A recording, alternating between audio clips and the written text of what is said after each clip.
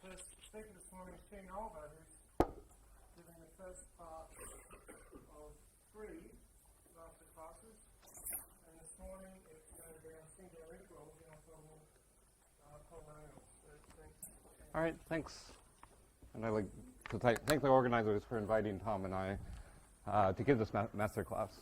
So it's great to be here.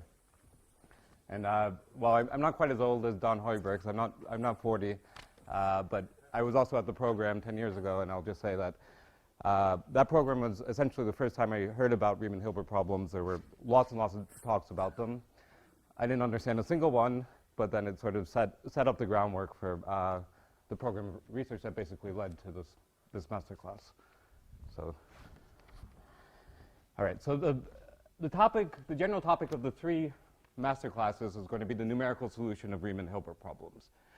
And I sort of sketched out a general outline of what we're going to talk about. So the building block is to numerically solve Riemann-Hilbert problems. I'll describe what a Riemann-Hilbert problem is in a moment. We first need to talk about computing singular integrals, in particular the Cauchy transform. So I'm going to talk in the first 2 parts on how we numerically calculate Cauchy transforms on fairly complicated geometries using a few tools. So one of them is Plemelj lemma or theorem, which probably many people here are familiar with already. And then the other part is using relationships with orthogonal polynomials. Okay. Then we'll see how these tools for singular integrals lead us naturally to a collocation method for solving Riemann-Hilbert problems, at which point Tom will take over and discuss applications to calculating classical special functions, integrable PDEs. I cross out the ones we don't have time for, but there's other applications in calculating orthogonal polynomials for very large degree and for random matrix statistics. And finally, Tom will talk about how to deal with oscillations in the Riemann-Hilbert problem, which come out in applications using something called the Diffie-Hellman technique. All right. So let's set up what we mean by a Riemann-Hilbert problem. So essentially the setup is we're given some contour in the complex plane, typically with junction points, maybe free endpoints, though that's atypical, but we can consider it. And on this function, on this contour, we're given 2 functions, g and f, and let's take them to be matrix valued. All right. And the goal is essentially find a function phi of z that satisfies a few properties. So first, so the goal is find phi of z, which is defined off the contour. So C, and let's take it to be a d by d matrix valued function. First, the first property is it's analytic off gamma. So every point z, apart from the contours gamma, we can think of them as branch cuts. It's analytic, but it may have jumps on the branch cuts. 2, it has prescribed asymptotics. So phi of infinity goes to, for example, the identity, which by this I mean the limit as z goes to infinity of phi of z tends to identity. And then finally, it has a prescribed jump. Now, there's sort of 2 ways of writing it. One is going to be easier to discuss when we get to collocation. The other way is what actually comes up in applications. They're related by just taking the transpose. So I'll write the one that's easier to use in the discussion, which is that on the contour, so this function is analytic off gamma. It has 2 limits. A left limit, phi plus of s, and a right limit, phi minus of s.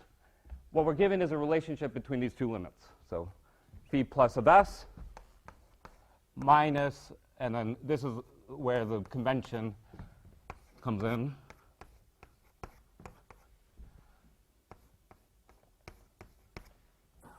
Okay. So f and g together tell us the jump that phi of z must satisfy on the contour. And so our goal from the numerical standpoint is, given f and g, find phi. All right. I'll mention before people start talking about partial indices, which I don't want to talk about. In applications, the problem is well posed, so whatever that means. So we do not have issues with partial indices. I'll just leave it at that. If you want more details, I'm sure Percy will be happy to explain it. You don't agree?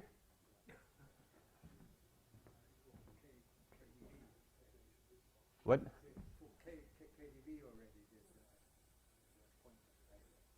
Okay.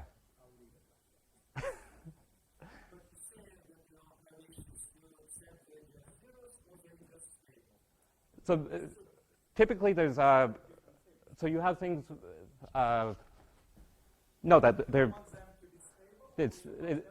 it's a trivial situation where you end up with an invertible system. So yeah. Okay. But the complication is not, so if you're in the Wiener-Hopf community, that's where the complication is, dealing with things like that. If you're in the integrable PDE, integrable systems, those issues, apart from, I guess, very special situations like KDV, do not tend to come up. Okay. So it's, and for the purpose of this talk, let's just assume everything's nice. Why not? Okay. So let's do, I'll just do a simple example, and then I'll write it on the board, and then we'll see that, well, I'll write the problem. I'll show that you can actually solve the problem using the software framework that we've developed. So a simple example is Plemelj 2 Hastings-McLeod solution.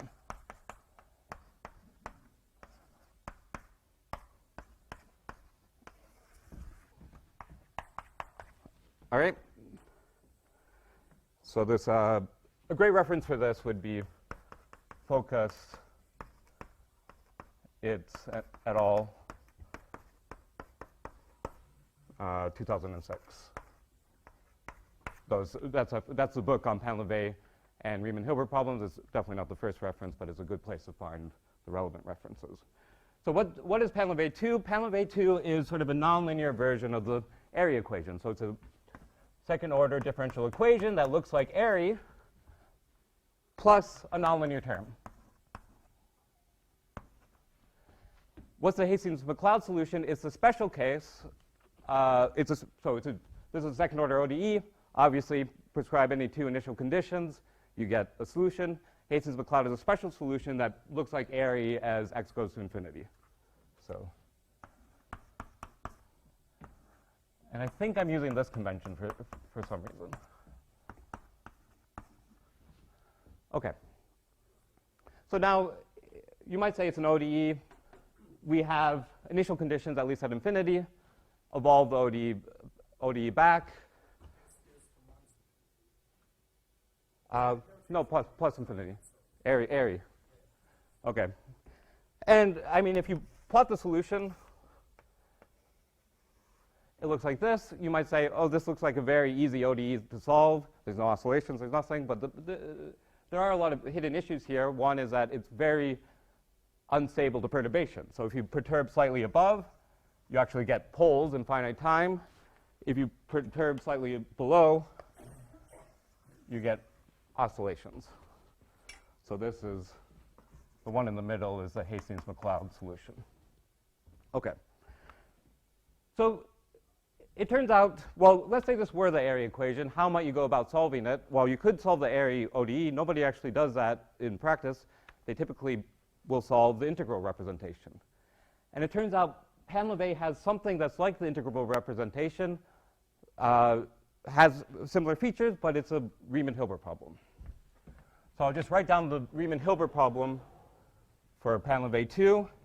It's defined on a fairly simple contour. Well, this is specifically for Hastings-McLeod, though you can do more general cases. And again, think of this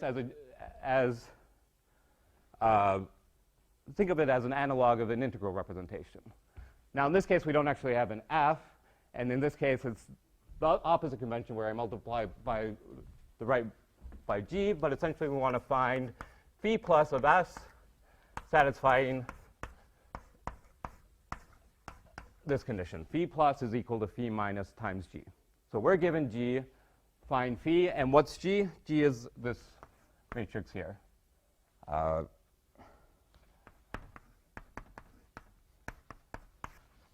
write down theta in a second.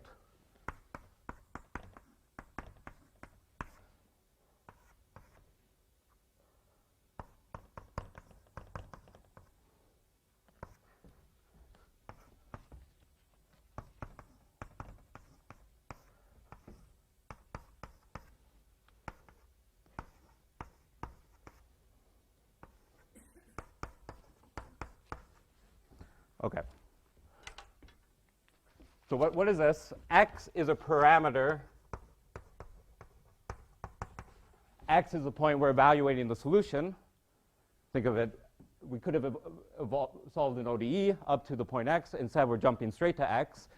Just like area integral representation has an X in it, right? And actually, this looks a lot like the e to the I theta. This looks a lot like the area integral representation. X is a parameter. We plug it into the Riemann-Hilbert problem. We want to solve this Riemann-Hilbert problem.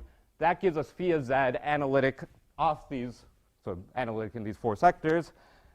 How do we get back u? U comes from the formula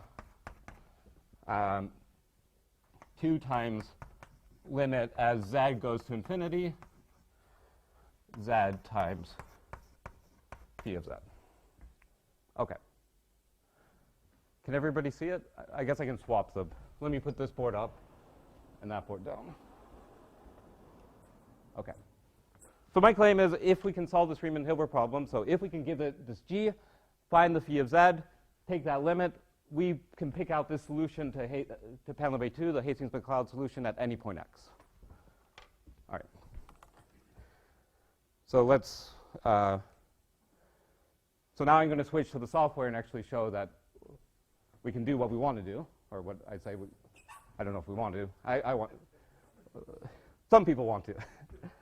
Anyways, so this is, maybe I should, so we're going to show this is essentially this Julia package. Julia is a programming language called Riemann-Hilbert.jl. So these are a list of packages that we're using. The first three are sort of things that I've developed with Mikhail Slavinsky and others. So I'll sort of start at ApproxFun, just so that people have some idea what's going on. ApproxFun is very similar to ChebFun, just it's in Julia. So essentially, it works a lot like what we saw in Nick's Masterclass. Okay, so you can type in functions, manipulate them, differentiate them, and so on. Singular integral equations is where we add support building on top of ApproxFun for solving singular integral equations. And this works beyond just analytic functions. We can do, say, Helmholtz. Hopefully nobody in the audience has any issues with moving pictures like this, but a variety of Green's function reformulations of PDEs, all building on top of computing singular integral equations. And then one of the special cases that sort of builds on that is Riemann-Hilbert.jl, which allows us to solve Riemann-Hilbert problems. So building on this whole framework. Okay.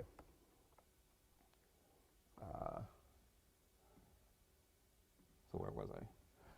So what do we want to do? So we want to give it a gamma, in this case an f, or a g, just a g. So let's start by creating the contour gamma. In Julia, for whatever reason, I is im.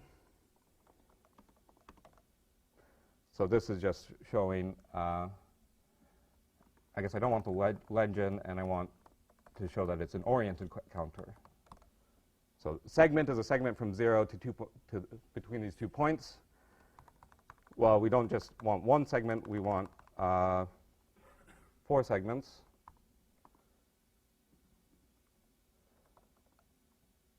So there's 2 segments, and now I guess we need 2 more.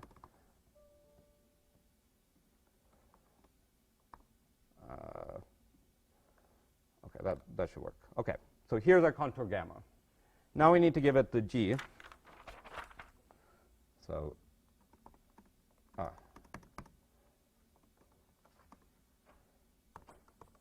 so I'm just going to take x equals 0. So in the Riemann-Hilbert problem, x is a parameter. I'm just going to evaluate u of 0. So the solution to Hastings-McLeod at the origin. So we're given we know the asymptotic behavior. We want to figure out what it equals at 0. Tom will probably discuss what you would do if you wanted to do, say, large x. Because as you can see, it becomes oscillatory, which can cause numerical problems. So I just type in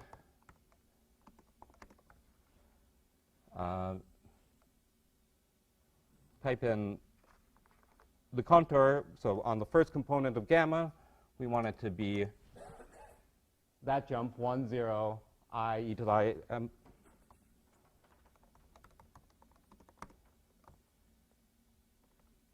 One, else if s in, I guess probably copy and paste will help here.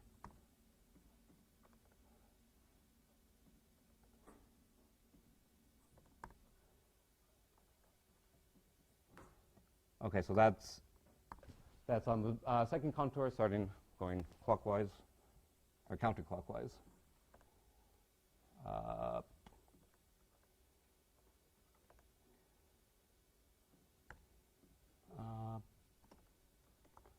Okay, and then if by some miracle this works, if this doesn't work, I have a backup plan, don't worry. Okay, so let's do that. Here I'm just giving it, so s goes to that means it's an anonymous function. On the first contour it's that, on the second contour it's that, and so on, and then the second part is the domain that I want to expand the function. Okay. Okay, so that created essentially a map Chebyshev representation of that function, and we could, for example, evaluate it at any point on the contour.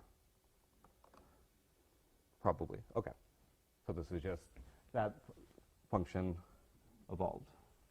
Okay, so I've given it gamma, or I've constructed gamma, I've constructed g. There's no f. Now I want to tell it to find phi of z analytic off the contour. And then because of this difference this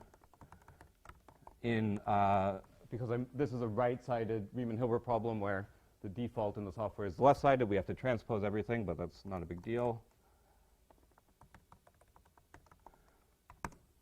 So I'm just transposing the jump, solving the Riemann-Hilbert problem, and then transposing the solution to get back the actual solution. And now this is something defined everywhere on the complex plane off the contour. Let's say 2 plus m, whatever. Okay. So my claim is this is the phi of z that satisfies the Riemann-Hilbert problem. If we really want to, we can check. So we can check that I'm not lying. Well, at least at a single point. What's minus? So limit from the left is we want to go slightly to the left.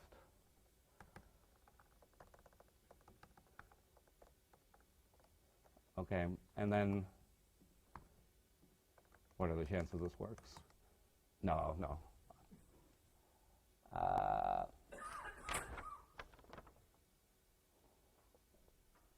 Oh, what? Yeah. Well, but this is I think I got it the wrong way around. Sorry. Okay, now it worked. Okay, so we see that, take my word for it, phi of z is analytic off gamma. At this point s, we see that the limit from the left is equal to the limit to the right times the specified g. Now there's some nice magic for doing the last part. Okay.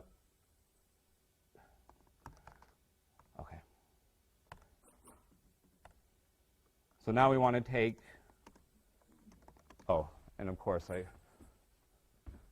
what I wrote was nonsense because phi is a 2 by 2 matrix, u of x is a scalar. We just need the 1, 2 component. Okay. Phi of 1, 2, and then evaluated inf. And once Julia is done compiling, everything else I compiled ahead of time. I guess I forgot to do this one thing. Once it's done compiling, it'll spit out the answer. Okay. Oh, and I guess my picture is the opposite sign.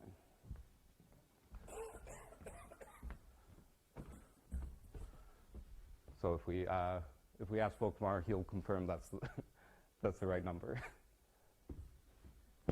Because there's. Can you make x complex?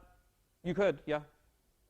So if you went far from the origin, because it becomes more oscillatory, you have to do something else. You have to essentially deform the contour into the complex plane along past the steepest descent. That's sort of part 4. But you can do it. And by using the deformations, you can evaluate anywhere in the complex plane with uniform cost. So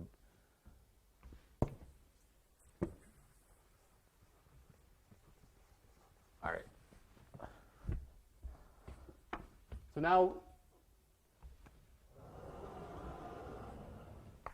we're going to talk about how this actually works. And the first step is essentially we're going to write phi of z, the solution to the Riemann-Hilbert problem, as a Cauchy transform on the contour gamma. So let's just define what we mean by Cauchy transforms in case anybody is confused.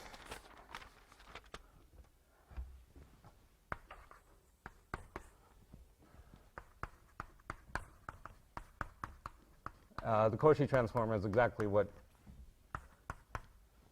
you think it is. All right, at least it's exactly what I think it is.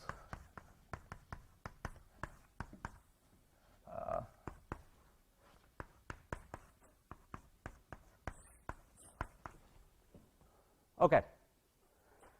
And then let me just mention, so this creates a function. So given a function on gamma, this generates a function analytic off gamma.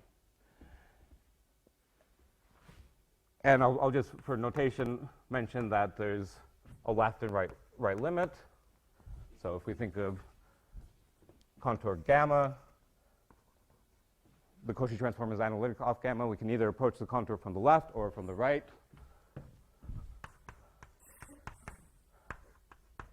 Okay. I guess I'll put S for because S is a point on gamma.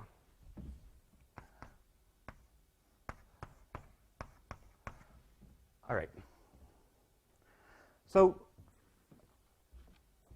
as I said, we're going to write the solution to the Riemann-Hilbert problem as a Cauchy transform of a function defined on gamma.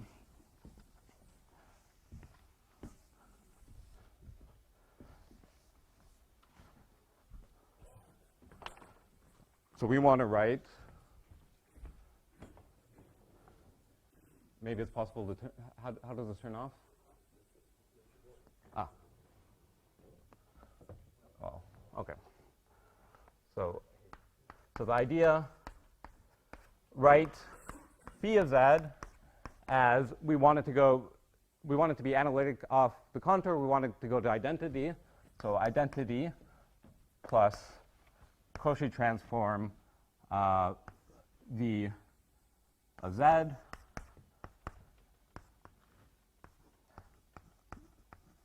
so instead of we can reduce the problem finding phi of z, a function analytic off gamma, to one of finding v of z, which is a function defined on gamma. And if you plug this into the Riemann-Hilbert problem, as we'll see later, you get a singular integral equation. But let's sort of say, let's say we know v. Then the second part is, how do we calculate the Cauchy transform? And we want something that's very effective. We want something that's accurate even as we approach the contour itself. So you might say, well, it's an integral. Use quadrature. but I guess as we saw in Nick's talk, if you apply quadrature to a Cauchy transform, you get poles. So everywhere we put a quadrature point, we're replacing a branch cut by a rational approximation. We have poles on the contour. It's going to be completely inaccurate as we approach the contour. All right. Now what we'll see in part 2 is that it turns out Cauchy transforms of weighted orthogonal polynomials we can actually write down in closed form. So in a sense, if we expand V in an orthogonal polynomial expansion, we can just solve it. So in other words, we want to write, say, well, so I'll just write it for, if gamma were the unit interval, we would say write V of x in, for example, a Legendre expansion, and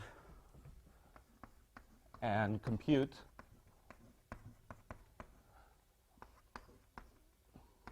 the Cauchy transform via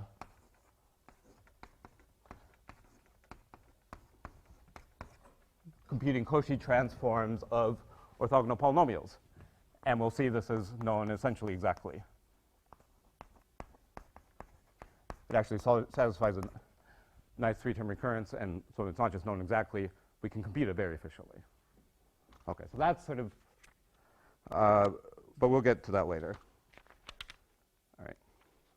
But before we do the talk about orthogonal polynomials, I just wanted to talk about how we go from, so let's take for granted for now we can calculate Cauchy transforms on simple things like -1, 1. How do we calculate Cauchy transforms on more complicated things like some curved contour? Okay.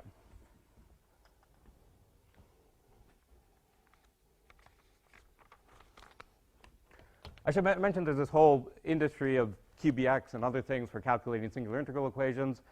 They have the nice property that they extend to 3D, but this is much nicer in 2D. So, okay. So to go from simple contours like -1, 1 to more complicated contours, essentially we want to talk about, we can think of it as a change of variables. How do we do change of variables with Cauchy transforms? Now you might say, I know how to do change of variables for integrals, but it turns out there's a lot of change of variables formulas for Cauchy transforms in particular that do not fall out of standard integral change of variables. And it all comes down to the Plemelj theorem. All right. So I sort of divided in 2 parts.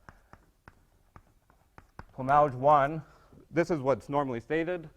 And again, I'm going to be, I'm not going to be very precise here, but for nice functions f defined on a contour gamma, phi of z, so if phi of z is the Cauchy transform over gamma of f of z, satisfies the following properties. Analyticity, phi of z is, so the Cauchy transform is analytic off gamma. Decay,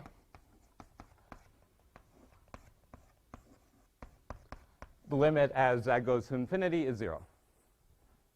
Regularity,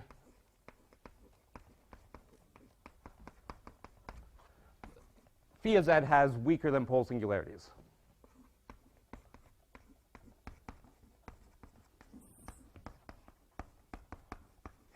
If you take a Cauchy transform of a function, it's not going to blow up too fast.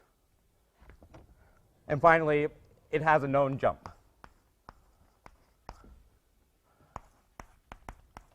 I guess so on gamma, the limit of the left minus the limit from the right just gives us back f.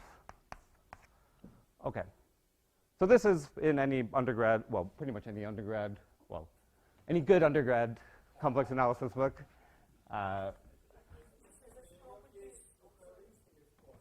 What? What's that? My corner? What corner? that's it. If f is nice, it's not an issue. So that's why I put nice f.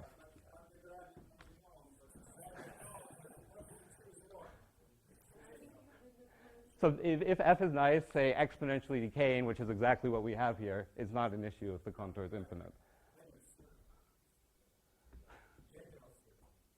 I'm not, whatever. Okay. Yeah, gamma is nice. For nice f and nice gamma. I mean, you can see what we're not thinking of weird things. We're thinking of that, right?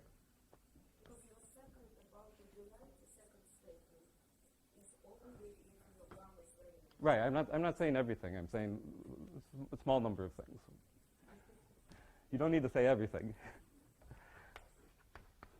All right. So there's a second part which is not necessarily. I haven't actually seen written down quite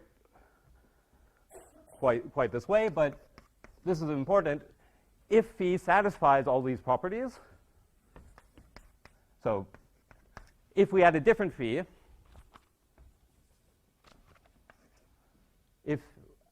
if we're given a function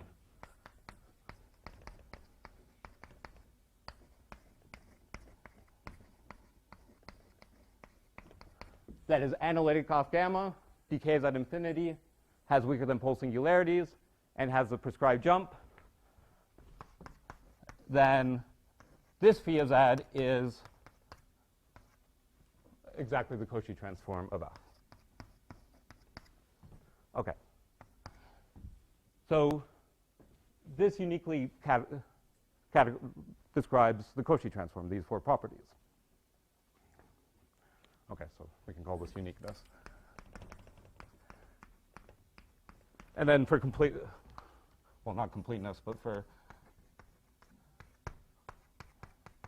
the third part is that if we take the additive jump, we get back the Hilbert transform.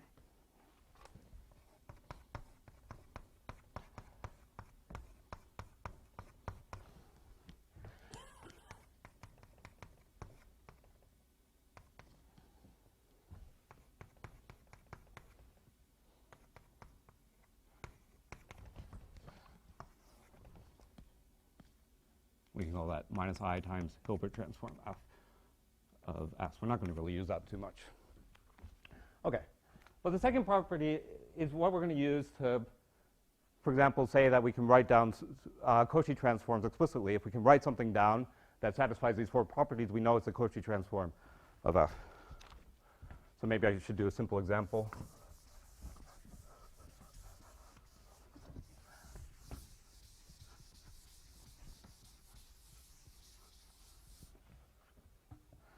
So simple example, I'm going to write down phi of z equal log z minus 1 minus log z plus 1 over 2 pi I. Is this analytic? This is analytic off minus 1, 1. So it has no jump below minus 1. It's decays at infinity, so the log z and the minus log z cancel out. Simple Taylor series that decays at infinity. It definitely has weaker than pole singularities because it's logarithms. What about the jump? Well, this is just evaluating log on this branch cut. So for x in minus 1, 1, we get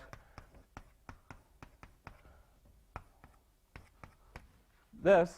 And that's enough to know phi of z is just Cauchy transform on minus 1, 1 of 1 of z. Okay. So, I mean, there's hundreds of other ways. Well, maybe not hundreds. There's other ways of deriving this formula. But my point is, we don't have to do anything else. We can just write down the answer and show it satisfies the four properties. We're done.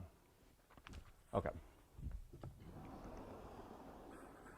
I could do a second example. Example, phi of z equals some expression involving hypergeometric functions that we saw yesterday, and we know the branch cuts, the jumps that hypergeometric functions satisfy, and I could say, oh, it's Cauchy transform of the Jacobi weight. But I'm not going to do that. Okay. Because I'm going to move on to what we actually want to do. is talk about Cauchy transforms on more complicated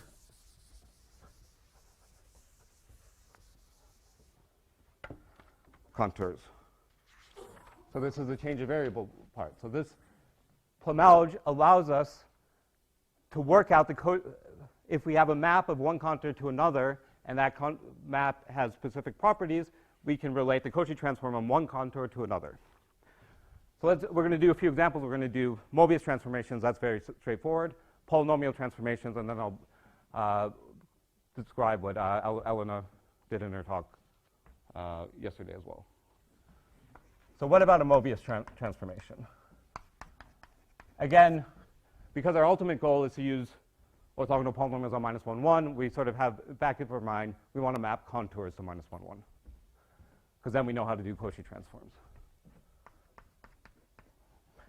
Okay, so let's think of, say, -1, 1. And of course, there's some simple Mobius transformation. I'm not going to bother writing it, to an arc. So let's say we wanted to calculate a Cauchy transform on an arc. Well, using Plemelj, we can verify the following, that, let's write this a bit more general. -1, 1 is omega. The arc is gamma. The Cauchy for a Mobius transformation, the Cauchy transform over the arc, so this is for a function defined on an arc, is equal to the map, so projecting back to omega,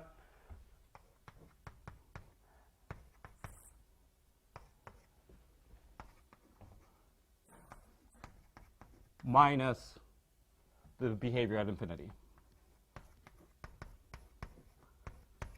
Okay.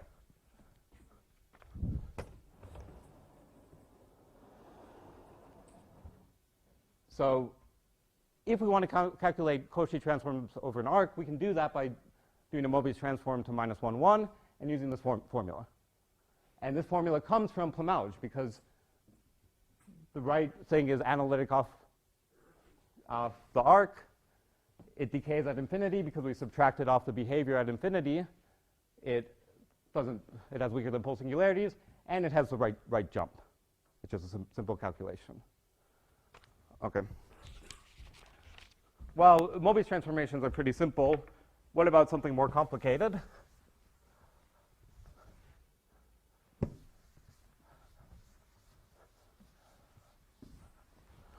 What if we have some really complicated curve that we want to calculate the Cauchy transform over this complicated curve using a polynomial map? Okay, so obviously arbitrary smooth enough curves we can approximate by a polynomial. So in a sense we can do anything. Let's just assume this contour is a polynomial map from -1, 1. Okay, so this is omega, -1, 1. This is gamma. And for each point here, we have, so this is a degree D polynomial, we have D pre-images.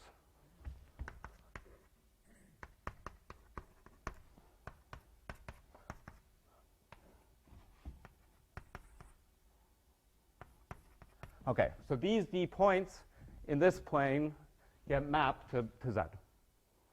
All right, so what's the formula for the Cauchy transform over gamma? Cauchy transform of gamma is Cauchy transform over omega of f. I didn't leave myself enough space.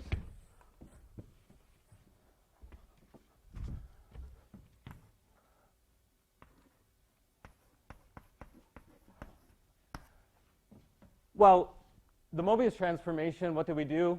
We took the inverse. Now we have D inverses. Well, let's just sum over the D inverses.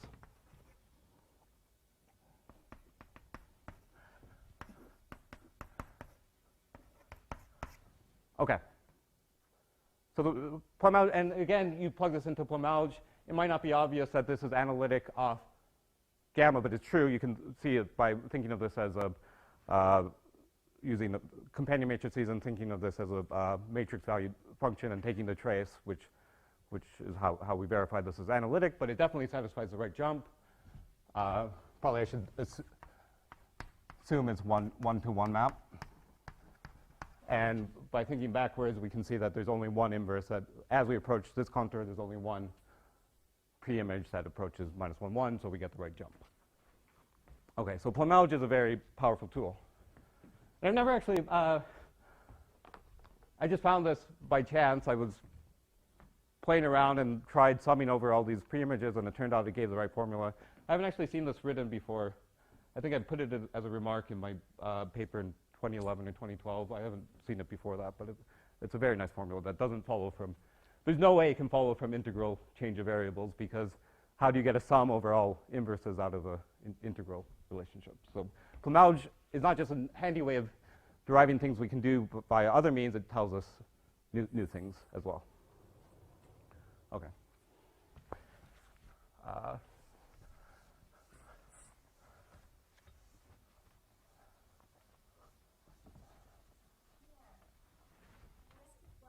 Yep. What about the Trogdons in this change of variables and integrals into variables? But it's not an integral change of variables. It's specifically for the Cauchy transform. Yeah, but I'm saying forget that it's an integral. Think of just Plemelj. Yeah, that satisfies these properties. If you can, this claim is true. If you can show me that using classical integral Jacobians, I would love to see it, but I don't think it's possible. I think this is, yeah. Because I've never seen change of variables suddenly we're summing over all inverses. It's just, it doesn't happen. Okay.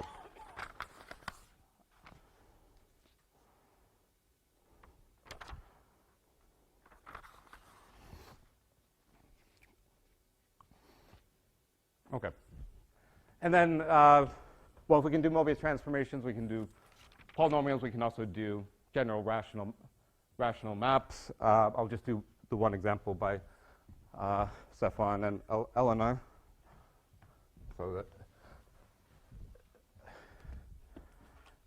So here, so they had a problem where gamma is the real line, but the function, the one that comes up in Wiener-Hopf, only decays like 1 over square root x. Okay. So what they did was map it to -1, 1 using the map R of x equal to x plus x squared over 1 minus x squared squared. So here we have f of x, which is asymptotic to 1 over square root x, and here we have f of r of x, which is nice on -1, 1. And then and then essentially the equivalent of that is Cauchy transform over R, f of z is equal, this has four pre-images.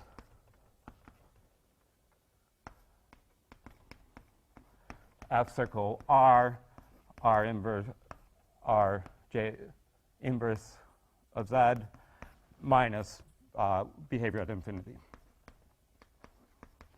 Okay, so this is quite general. You can do arbitrary rational maps between and get change of variables.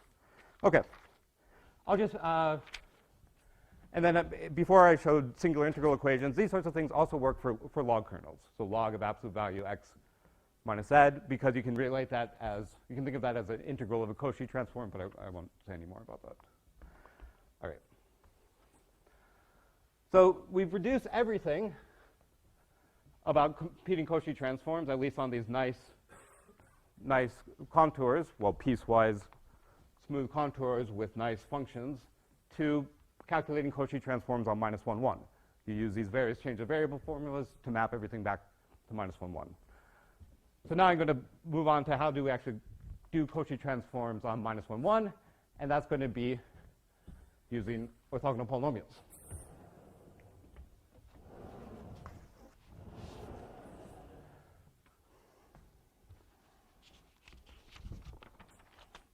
Okay.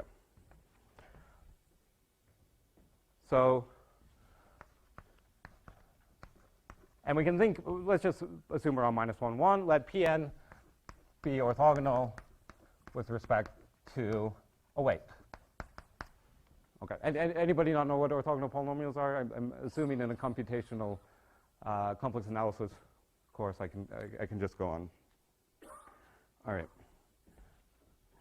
And then, of course, an important property that they satisfy is a three-term recurrence.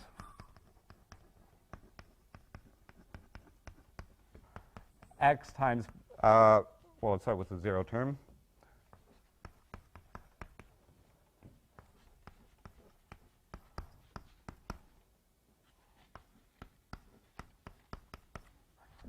X times P n of x is equal to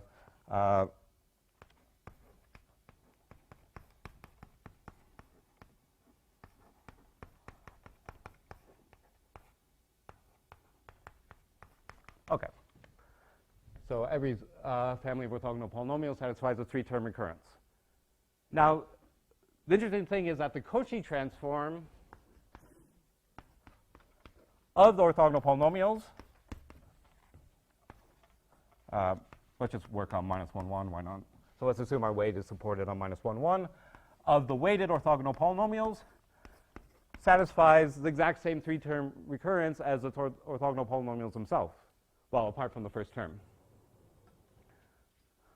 So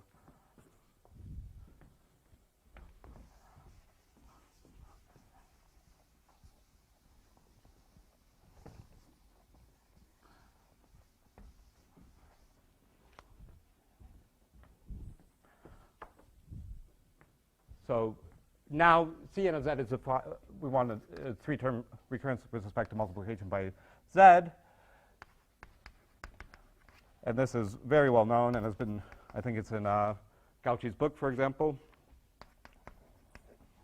Or at least Cauchy has a paper about it.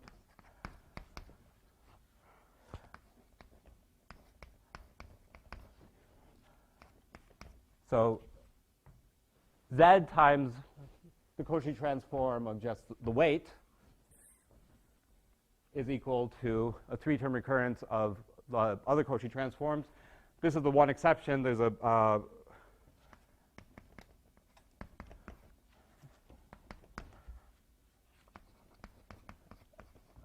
plus a constant, and the constant is the integral of the weight.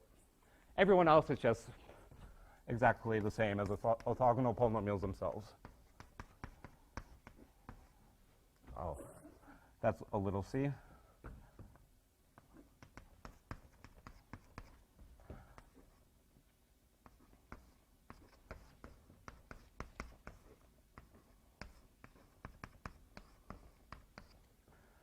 Okay.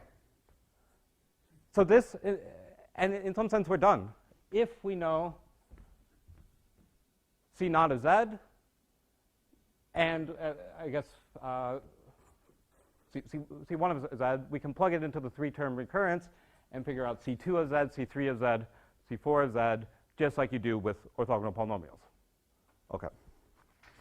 Where does this come from? Well, it's very simple. It just comes from the fact that z integral Pn w over z minus x dx is equal to integral z minus x over z minus x Pn w dx plus integral x Pn w over z minus x.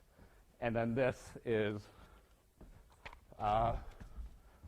just the integral of the weight times orthogonal polynomial. So this is 0 for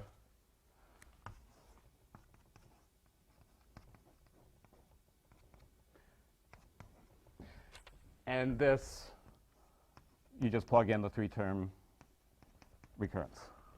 Okay. Okay.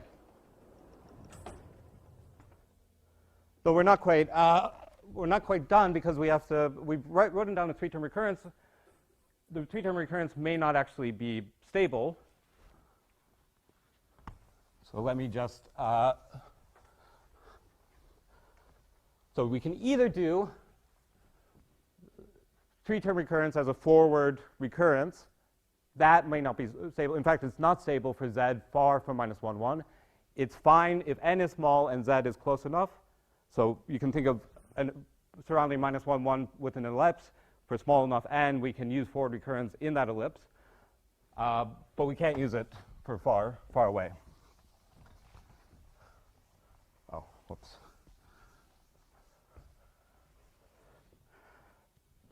But there's another way of thinking about this, which is instead of solving the recurrence forward, we can think of it as solving it as a two-point boundary value problem. Or in other words, we can write down the recurrence in this form. A naught minus z, b naught, b1, a1 minus z, or I should say c1, b1, c2, a2 minus z, and so on, times c naught of z, c1 of z is equal to just the integral of the weight.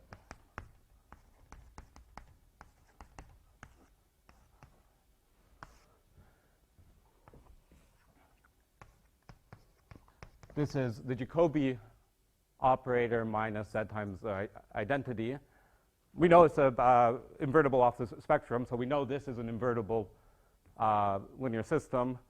So we expect to be able to solve it numerically. One way to do that would be, say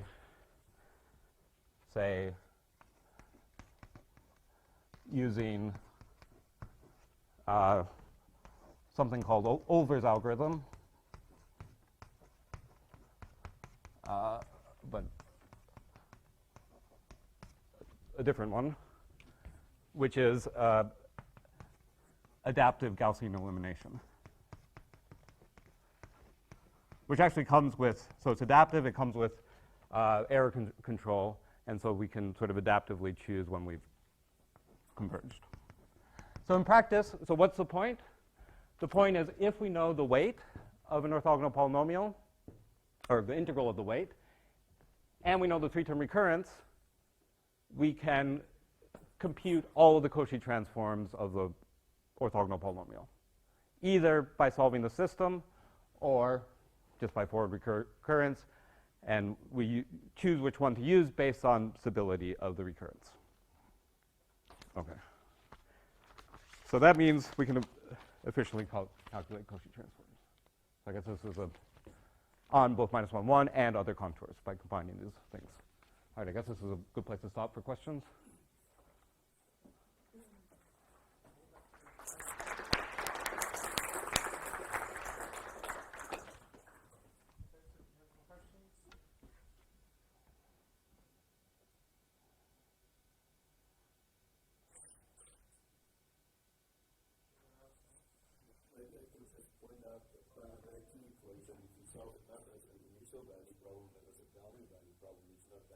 Yeah, that's true. So you actually know the asymptotic. I guess it's not there anymore. You know the asymptotics in both sides, so that's true.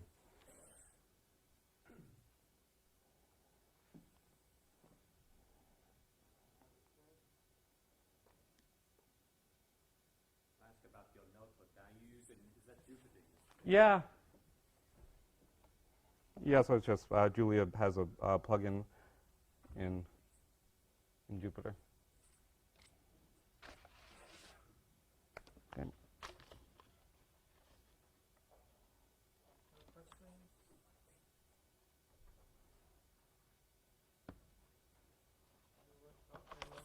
Thank Shane, and we'll see Shane again.